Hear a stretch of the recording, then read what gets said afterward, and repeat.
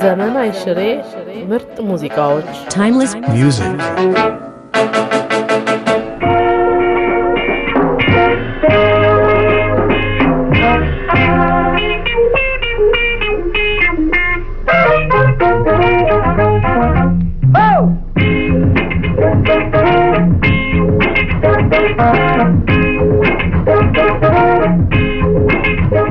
ወደ ኪነት ዓለም የገባሁት የዛሬ 14 አመት ነው።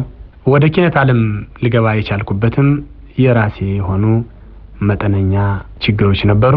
ችግሮችም ስል ከቤተሰቦቼ በ1956 ዓመተ ምህረት የ16 አመት ልጅ ሆኜ የትምህርት ቤት ደፍተሬን ጥዬ ወደ አዲስ አበባ መጣሁኝ።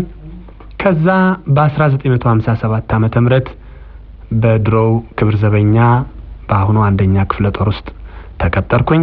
እዛ በመሰራበት ጊዜ ኪነትን ይበልጥ ፍላጎት ያደረብኝ በዛን ጊዜ ነው። ለምን የዘመዶቼ ትዝታ ዘወትር ከፊቴ እየተደቀነ ስላስቸገረኝ በዛን ሰዓት ነበረ ማንጎራጎር የጀመርኩትና ወደ ኪነትም ዓለም ለመሰማራት ቆርጬ የተነሳሁት።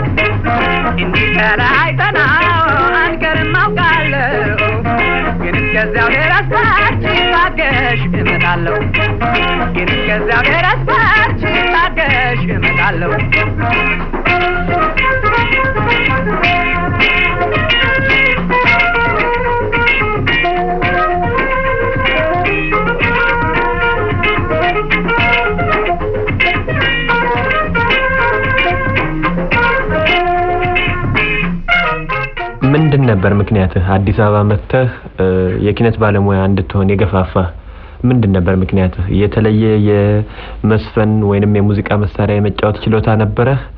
ምንድነው? አንድ ምክንያት መኖር አለበት አንተን ወደዚህ ሊገፋፋ የቻለ። አዎ፣ በዛን ጊዜ እኔ እንኳን የምጫወተው ምንም አይነት የሙዚቃ መሳሪያ አልነበረም። ነገር ግን በጣም ተሰጥኦ ነበረኝ። በዓላቶች ቢመጡ ጊዜ ጫወት ነበር። ሰርግ በሚሆን ጊዜ ዘፈን ነበር።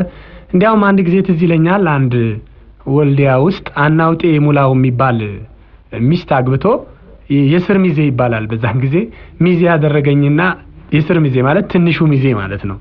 እና ሚዜውን ኩኝና ሻሽ ጠምጥሜ ወልዲያ ገበያ ይባላል ትልቅ ገበያ አለ፣ እንደ ሴት ቀሚስ ለብሼ ስዘፍን ከዛን ጊዜ ጀምሬ በጣም የሙዚቃ ፍላጎት አደረብኝ። በትምህርት ቤትም ብዙ ጊዜ ደፍተሮቼ የነ ጥላሁን ገሰሰን፣ የነ አለማየሁ እሸቴን፣ የነ ታምራት ሞላን ዘፈኖች በዛን ጊዜ እንኳን ምንም እነ ጥላሁን ናቸው እንጂ በሁለተኛ ደረጃ የጠቀስኳቸው ድምጻውያኖች ምንም እንኳን ታዋቂ ባይሆኑም የነሱን ዘፈኖች በሙሉ በደፍተሬ ላይ መዝሙር ነው እያልኩ ለአባቴ ያቀርብለት ነበር። ወደቺናውቀሽ ብዙት ተራቀኝ ወደቺናውቀሽ ከያ ተራቀኝ ፍቅር ተወራራ መሆን ወቂ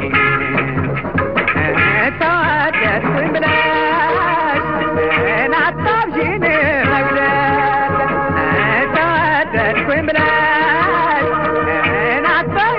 ናታይቀበርከብ እኔም ለአንድ ሳምንት ተለምኜ ነበር እኔም ለጥቂት ተለምኜ ነበር አብረን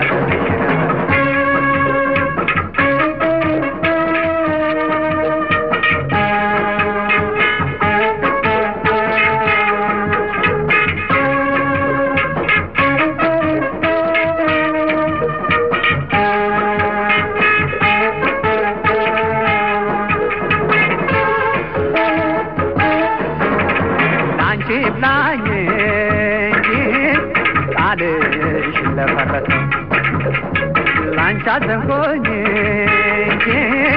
ወልሽ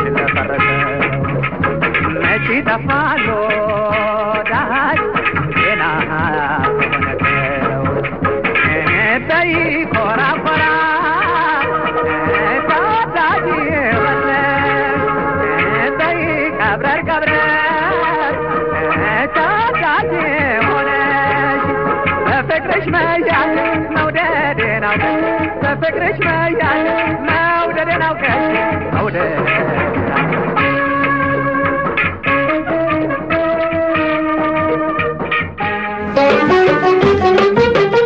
ዘመን አይሽሬ ምርጥ ሙዚቃዎች Timeless music. ታዲያ ከህዝብ ያስተዋወቀህ መጀመሪያ ዜማህን ታስታውሰዋለህ? ከህዝብ ያስተዋወቀኝ የመጀመሪያ ዜማዬ ማሩኝ ዘመዶቼ የተሰኘው ዘፈን ነበር። ያንን ዜማ የደረስኩትም ግጥሙንም የጻፍኩትም እኔው ራሴ ነኝ። ያን ዜማ የደረስኩት በ58 ዓመተ ምህረት አንደኛ ክፍለ ጦር ውስጥ በነበርኩበት ጊዜ ነው። አሁን ታዲያ ታስታውሳታለህ ያችን ዜማ እዚህ ስቱዲዮ ቁጭ ብለህ ብታንጎራጉርልን? ያን ዜማውን አስታውሰዋለሁኝ። ነገር ግን ትንሽ ለማዜም በሙዚቃ ጋሉን አስቸጋሪ ነው። ቢሆንም ደስታውን አልችልም። እሺ።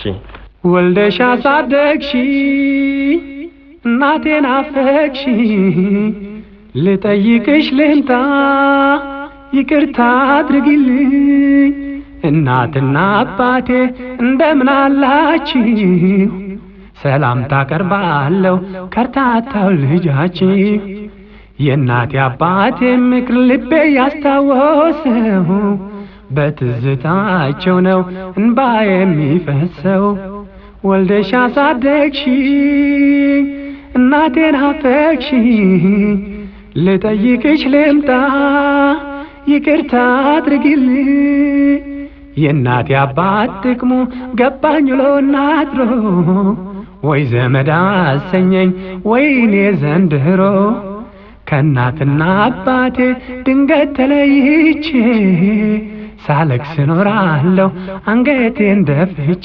ይህን ይመስላል። አንድ የኪነት ሰው በመሰረቱ የራሱን ብቻ ማንጸባረቅ አይገባውም። እኔ በበኩሌ ብዙዎቹን ድርሰቶች የምደርሳቸው ማንኛውም ነገር በእኔ እንደደረሰ አድርጌ ነው። ሁሉ ነገር በእኔ ላይ የተፈጸመ ድርጊት አስመስዬ ነው። ብዙዎቹም በእርግጥም በእኔ ላይ የተፈጸሙ ናቸው። የቤተሰብ ትዝታ፣ የእናቴ አባት ናፍቆት፣ የእህት ወንድሞች ትዝታ በእኔም ላይ አለ፣ በሌሎችም አካባቢ ስላለ ያንን የመሰለ ድርሰት መጻፍ ብዙ ጊዜ ደስ ይለኛል። ወልደሽ አሳደግሽ እናቴን አፈቅሽ ልጠይቅሽ ልምጣ ይቅርታ አድርጊልኝ የአባቴና ጥቅሙ ገባኝ ውሎና አድሮ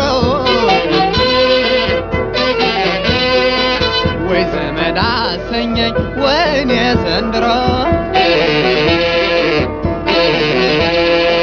ምን ይመጣል ሳልል ከአገሬ ወጥቼ ከእናት ከአባቴ ጋር ቀረው ተለይቼ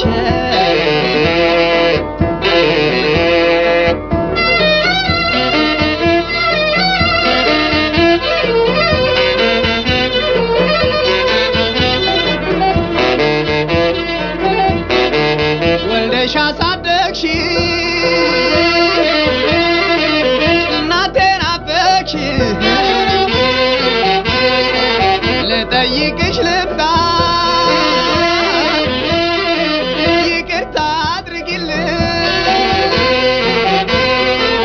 እማምዬ እናቴ ማሪ ልበልሽ ከርታታ ሁኛለሁ ብቸኛው ልጅሽ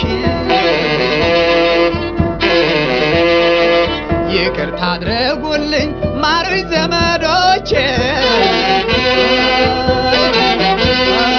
ሳላውቅ በስህተት ይሆናል አጥፍቼ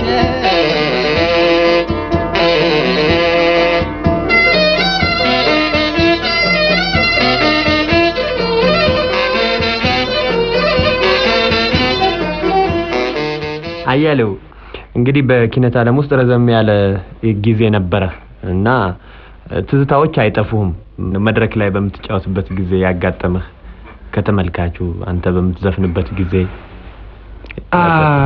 ከተመልካቹ ያጋጠመኝ በ63 ዓመተ ምህረት አንድ ወጥ በከሰል በእንጨት እየተቀቀለ እንጀራ በአቋራጭ በምላስ በሰለ የሚል አንድ አዲስ ዘፈን አውጥቼ ነበር።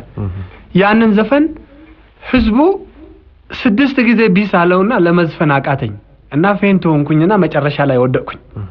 በዛን ጊዜ በመወድቅበት ጊዜ አንድ ከወርቅ የተሰራች ሰዓት ነበረችኝ። ከተመልካቹ ህዝብ ሰደው ወይም ወድቆ ህዝቡ ከጄ ፈቶ አይወስድብኝም።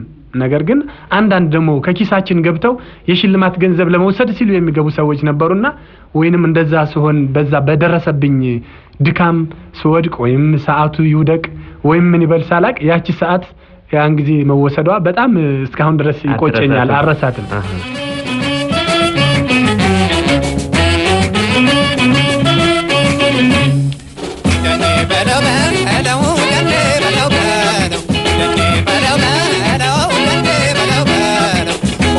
ወታደር መለዮ ጥላለሁ ደኔ በለው በለው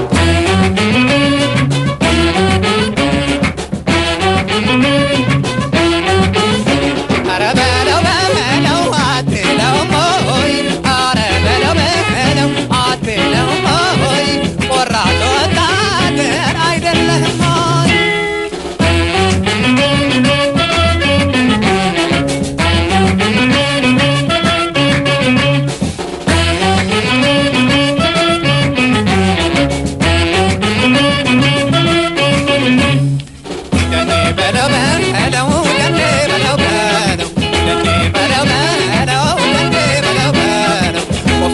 ወታደር መለዮ ጥላለሁ ደኔ በለው በለው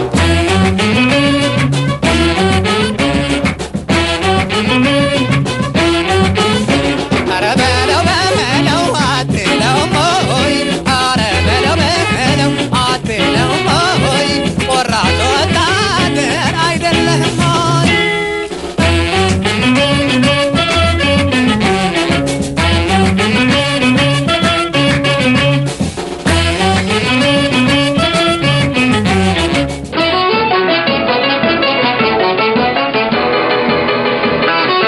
ዘመናዊ ሽሬ ምርጥ ሙዚቃዎች Timeless music.